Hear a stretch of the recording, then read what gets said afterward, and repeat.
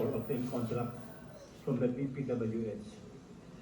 The subject of this joint referral is the 1,300 infrastructure projects awarded from 2016 to 2024 to contractors that are related to House of Representatives members, period. They are, number one, former Representative Elizalde Espo for ES Co-Builder Supply.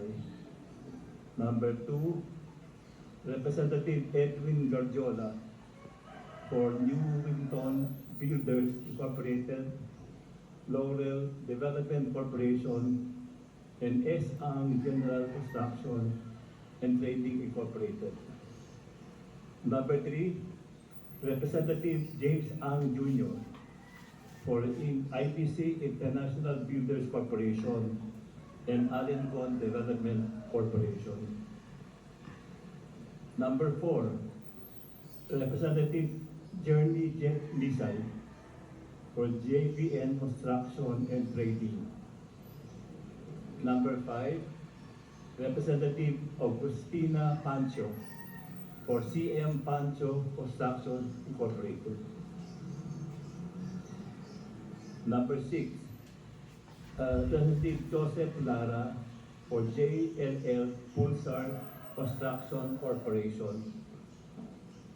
Number seven, Representative Francisco Matugas for Bumetrix Development Corporation. And lastly, number eight, Representative Noel Rivera for Tarlac 3G Construction and Development Corporation. Members of Congress are barred from having a financial interest directly or indirectly in any government contract, franchise, or special privilege during their term of office. Article 6, Section 14 of the 1987 Constitution outlines prohibitions for members of Congress regarding financial interests.